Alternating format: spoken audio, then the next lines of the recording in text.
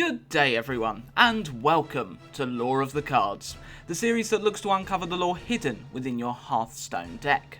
Once again, thank you so much for the comments helping me to pick out a card for today's episode. Mal'Ganis and Neptulon received a lot of votes, but Mal'Ganis just about came out on top. Don't worry, I know that Neptulon and Gallywix are pretty popular picks, so they're more likely to be done sooner rather than later on a standard edition of Lore of the Cards. But for Goblins Vs Gnomes month, which is pretty much guaranteed to be going on longer than a month, we'll finish on the Horde Warchief Vol'Jin. Today, however, it will be the Warlock legendary Mal'Ganis to get the Lore of the Cards treatment. Not only that, we'll cover the two other demons that were added in Goblins vs Gnomes, Floating Watcher and Mistress of Pain. Thanks to Bugcatcher Wade Wilson for this suggestion. The art of the Mal'Ganis card is by Wayne Reynolds. He lives in the UK, in Leeds, the same city in which he was born, returning to his home after studying at the Art College in Dewsbury and Middlesbrough, leaving with an HND, Higher National Diploma, distinction. So, I guess they thought he was pretty good. For comparison, here's a picture of Mal'Ganis that I did in paint. I think we know which is superior. Reynolds has worked for many notable companies, including Blizzard, Pezzo and Games Workshop, and is currently working as a freelance artist. The art of the card was initially used for the Warcraft trading card game minion called Varimathrus, Dreadlord Insurgent. This is how Mal'Ganis looked in the TCG. So, not only will we be learning about Mal'Ganis and the new demons today, but we shall also learn of the Banshee Queen's treacherous right hand, Varimathrus. In Hearthstone, the Mistress of Pain is clearly depicted as a succubus, which we covered in our Demons episode, extensively looking at most of the Warlock's demon cards, as well as Lord Jaraxxus. In World of Warcraft though, the Mistresses of Pain are not succubi, but Shivarra. These demons are summoned by Lord Jaraxxus during his raid encounter to attack the players as they tried to defeat him. Mistresses would spill into the arena in which players fought Jaraxxus through portals that he summoned. Very little is known about the six-armed Shivarra. These 20 to 30 foot tall women act as the priestesses and chaplains to the armies of the Burning Legion, a demonic army that want to see all worlds in the universe burnt and destroyed. As they support the armies, the Shivarra are a key driving force to the Burning Legion, all of their efforts concentrated on helping the leader of the force, Sargeras, achieve his goals. A lot of inspiration for the design of these demons was taken from the Hindu religion in both appearance and name, only with a demonic twist. There are no references to the race having any male members. There is a succubus in Warcraft 3 called the Mistress of Torment, though the design was a little different back then. So, maybe this is what inspired the Hearthstone team to make the Mistress of Pain a succubus. In fact, this was the character I immediately thought of when I first saw the card. She, along with the Master of Pain, a Doom Guard, were the generals of the mighty Pit Lord Magtheridon, who ruled Outland before being overthrown by Illidan's Stormrage. The Mistress was a succubus known as a Queen of Suffering, a succubus so seductive that she could even tempt other immortals. These succubi are regarded as royalty among the race and become enraged when they see one of their kind taking orders from a mortal warlock. The Mistress of Torment certainly had the right tools to punish these arrogant warlocks, her chamber being filled with torture devices and cages. She was slain during Illidan's assault on the Black Temple, falling to Lady Vashj and her Naga. The Floating Watcher is a demon known as an Observer. These were originally called Beholders before they were released into World of Warcraft, as their design is loosely based on the Dungeons & Dragons creature of the same name. But this was changed just before the release of the Burning Crusade expansion. The gelatinous, kind of comical Observer, the only race in WoW to have a visible sphincter, thankfully Hearthstone saves us from that pleasure, are deceptively powerful. They hail from the Great Dark Beyond, basically space in Warcraft terms. When young, Observers only have a single eye and 2 teeth. As they grow, armoured plating forms on their forehead, their single eye turns to 7, and their 2 teeth turn to 2 rows of razor-sharp daggers. The adults are also more aggressive than their young. Observers constantly float through the air, and the only times their bodies meet the ground are to sleep or die. Each of the observer's eyes are able to shoot magical beams, and each eye is able to shoot a different kind of magic. Young observers can do this too, though due to having a single eye, can only fire one type of magic. Observers do not align themselves with any faction in particular. They have a deep desire to witness all forms of magic, and will offer their services if it allows them new opportunities to consume different types of magic. Whether this be with a single powerful warlock, with the Burning Legion, or under their own command. While some observers have joined the Burning Legion, there is no evidence to prove that the race is a member of the Force. Observers are very powerful demons, and as a result the ritual for summoning them is extremely difficult and near impossible without the willing consent of the demon. Due to their migratory nature, the spell may need to summon the observer from an extremely far distance. The undead warlock Jubeka Shadowbreaker was able to learn the summoning from the observers themselves. She noted the ritual in her grimoire, and the knowledge has spread throughout several warlock sects in Azeroth. Varimathrus and Mal'Ganis belong to a demonic race known as the Nathrezim, also called Dreadlords. These demons eagerly joined Sargeras' Burning Legion from its conception, acting as tacticians and lieutenants on the field of battle. They are extremely manipulative and cunning tricksters.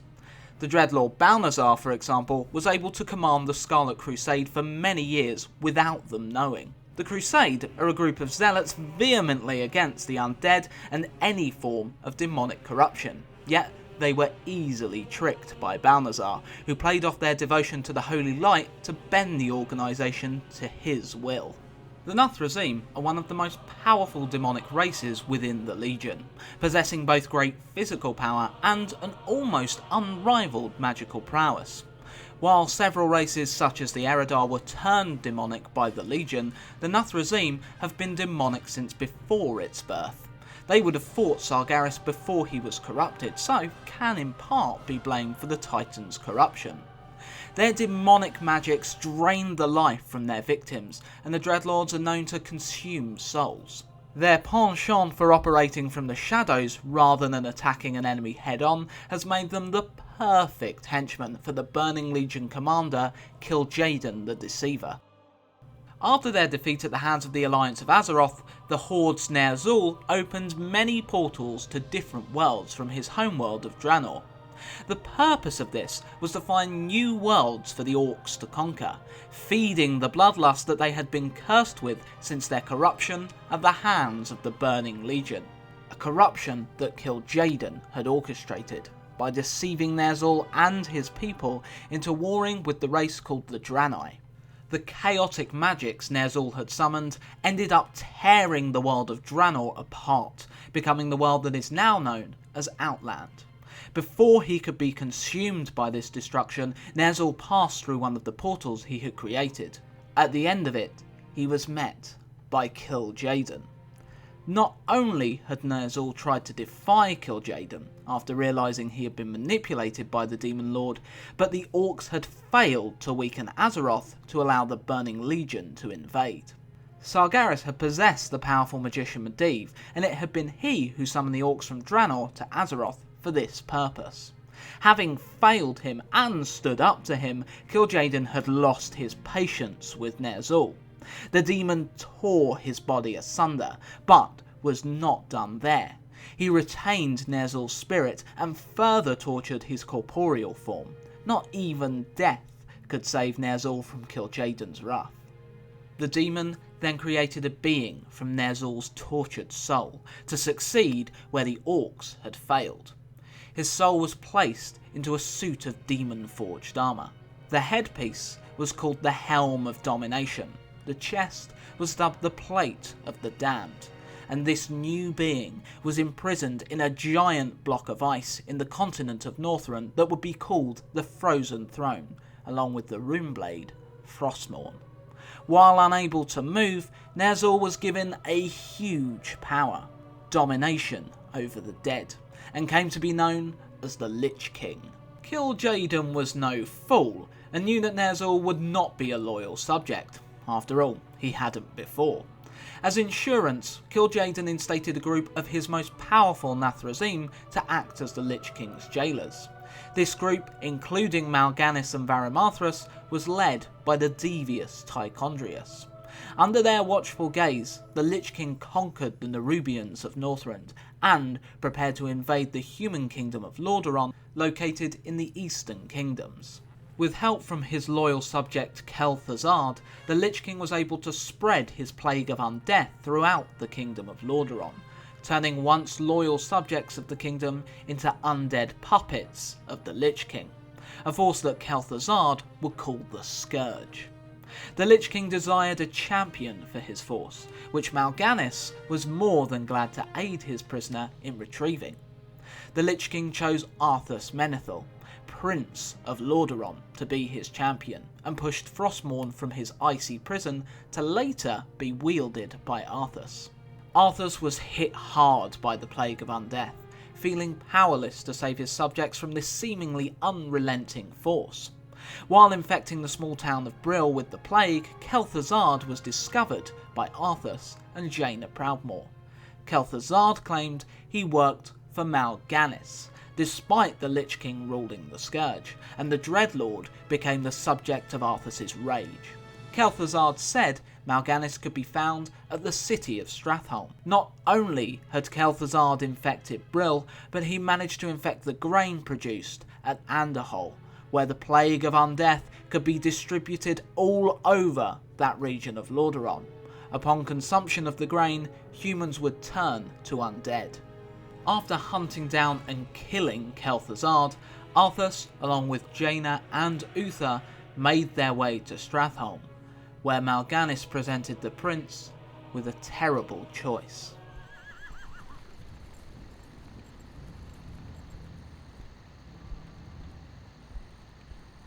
Glad you could make it, Uther. Watch your tone with me, boy. You may be the prince, but I'm still your superior as a paladin. As if I could forget. Listen, Uther. There's something about the plague you should know. Oh no. We're too late. These people have all been infected. They may look fine now, but it's just a matter of time before they turn into the undead. What? This entire city must be purged. How can you even consider that? There's got to be some other way. Damn it, Uther. As your future king, I order you to purge this city. You are not my king yet, boy. Nor would I obey that command even if you were. Then I must consider this an act of treason. Treason? Have you lost your mind, Arthas? Have I? Lord Uther, by my right of succession and the sovereignty of my crown, I hereby relieve you of your command and suspend your paladins from service. Arthas, you can't just... It's done! Those of you who have the will to save this land, follow me. The rest of you, get out of my sight. You've just crossed a terrible threshold, Arthas. Jaina? I'm sorry, Arthas. I can't watch you do this.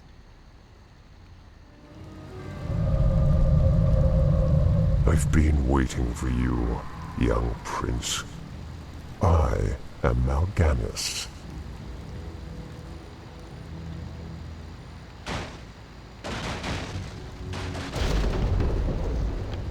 As you can see, your people are now mine.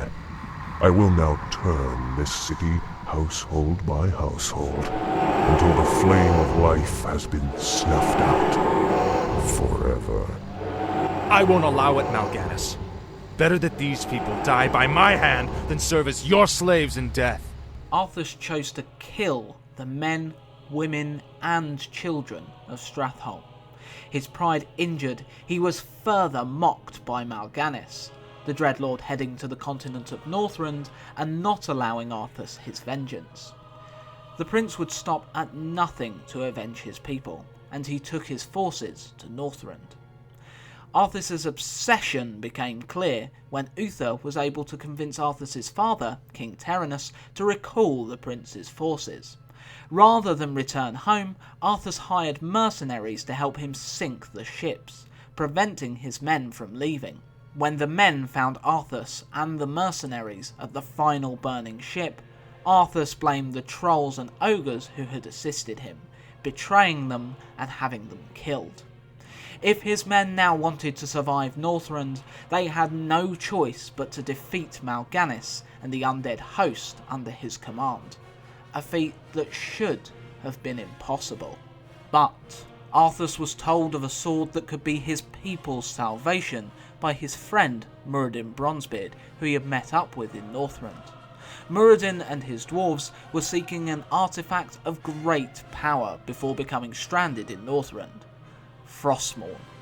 Leaving his forces to protect his base, Arthas and Muradin took a small unit of soldiers in their hunt for Frostmourne.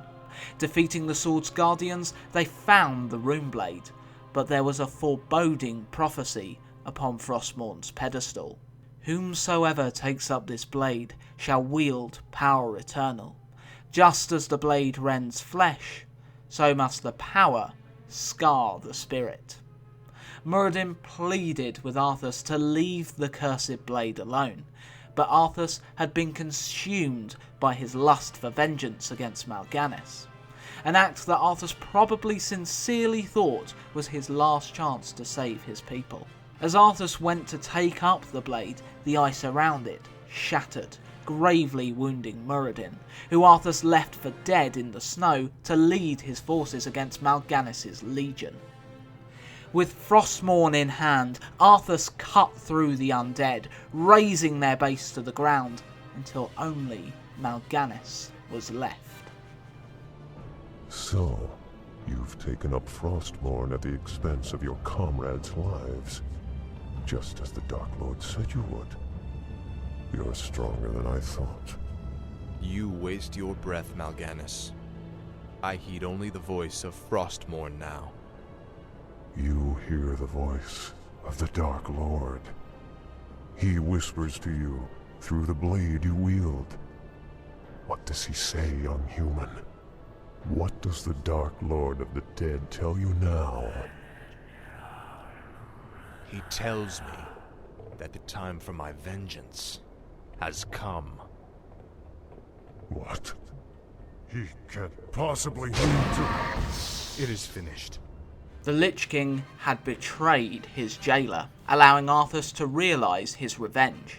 The Dreadlords did not respond to this betrayal, so perhaps they assumed that Mal'Ganis was a necessary casualty of war. As Arthas ventured off alone into the harsh tundras of Northrend, the Lich King would further influence his thoughts, whispering to him through Frostmourne. When the Lich King had control of Arthas's will, the prince would return to his kingdom. Upon his arrival, Arthas slew his father and plunged the kingdom of Lordearon into chaos. He proclaimed himself king of this burning kingdom and set about committing various atrocities in the Lich King's name. He killed his own teacher, Uther the Lightbringer, conquered the elven kingdom of Quel'Thalas in barbaric and ruthless fashion, resurrected Kel'Thuzad as a lich to act as his advisor, and, with Kel'Thuzad's expertise, helped bring the Burning Legion to Azeroth, their forces led by one of their mightiest commanders, Archimonde. The Lich King's purpose complete, Archimonde gave control of the undead Scourge to the Dreadlords, a reward for keeping Ner'zhul in check. Arthas was incensed that his master had been cast aside. Kel'Thuzad immediately calmed Arthas, telling him that events had played out just as the Lich King had foretold, and that Ner'zhul did not plan for the Legion to have their way. The Legion invaded the land of Kalimdor, and Arthas too travelled to this far-off land. Tichondrius, as leader of the Dreadlords, now led the Scourge, and the initial invasion of Kalimdor was met with great success. When the Night Elves, Alliance and Horde were able to entrench themselves and better resist the Legion's attacks, Tichondrius set about corrupting the surrounding woodlands, using the powerful artifact the Skull of Gul'dan, Arthas travelled to this newly corrupted forest that would come to be known as Felwood and sought out the recently released Illidan's Stormrage. He informed Illidan that if he consumed the power of the Skull of Gul'dan, he would be powerful enough to vanquish Tichondrius and the army at his command. Knowing it would be frowned upon by many of his people, Illidan's lust for magical power being the reason he was initially imprisoned, the Night Elf killed the demons protecting the artifact and consumed its power, transforming him into a Night Elf demon hybrid. With his newfound powers, Illidan defeated the hugely powerful Tichondrius. This meant that the Dreadlord and his forces were unable to join Archimonde and the Legion in their final assault of the World Tree. If taken by the Legion, Azeroth would be theirs. But it was not. The Legion narrowly defeated and Archimonde destroyed. With this, many of the undead Scourge were once again under the control of Arthas and the Lich King. Back in Lordearon, 3 Dreadlords, Balnazar, Varimathrus and Deatherok, watched over the kingdom, unaware that the Burning Legion had been defeated. They became very aware of this fact when Arthas stormed into his kingdom and kicked the Dreadlords out. Knowing that they could not defeat Arthas and his forces, they fled. In the wake of the Dreadlords' retreat, Arthas set about purging the last pockets of human resistance from his kingdom. As he did, he felt himself weakening. The Lich King was losing his grip on the Scourge. When Ner'zhul had thrust Frostmourne from his frozen cell, it created a hole within the frozen throne. The Lich King's power was now leaking from this fissure. As Arthas was directly linked to the king, his powers began to wane as well. One of the first undead to break free of the Lich King's will was Sylvanas Windrunner, an elf Arthas slaughtered during the invasion of Quel'Thalas and rose as a banshee. In Arthas' absence, Sylvanas had reclaimed her elven body. Varimathrus and his brethren met with Sylvanas.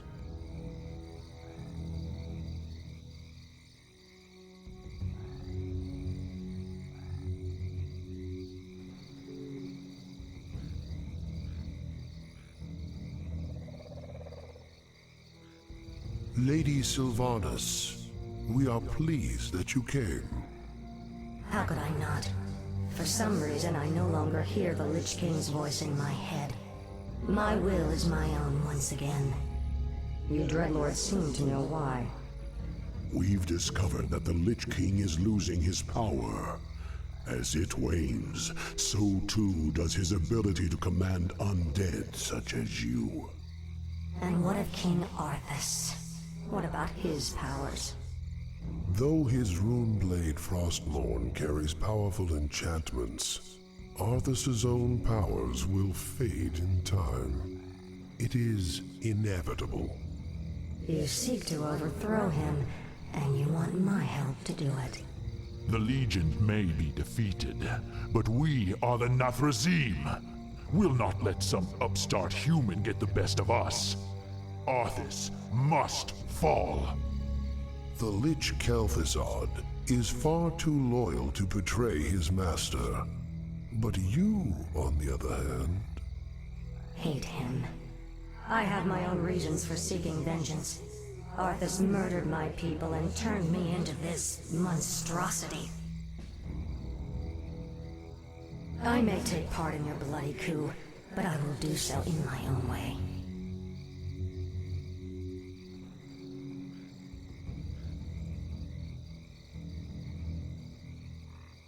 I, for one, do not trust her.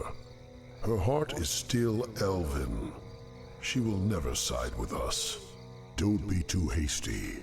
She has great spirit, but her hatred for Arthas will ultimately serve our cause.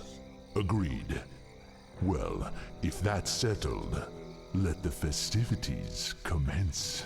The Dreadlords staged their coup and managed to chase Arthas out of his kingdom. Sylvanas almost managed to avenge her death by killing Arthas too, if not for Kel'Thuzad's timely interruption.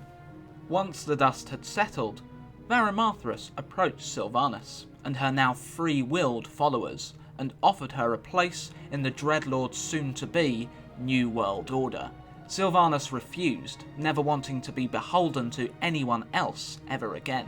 Enraged by Sylvanas declining his cordial invitation, Varimathrus proclaimed her an enemy of the Burning Legion and sent his forces against her. For what Sylvanas' army lacked in physical strength, they made up for in cunning.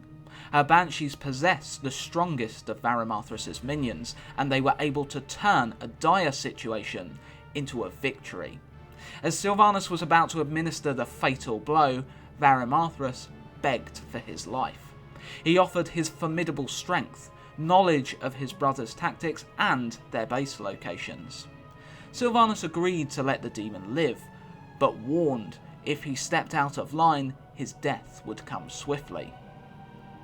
Varimathrus first led Sylvanas to the base of Deathrok. Deathrok had used his powerful sorcery to enslave the last remaining pockets of humanity in Lordearon.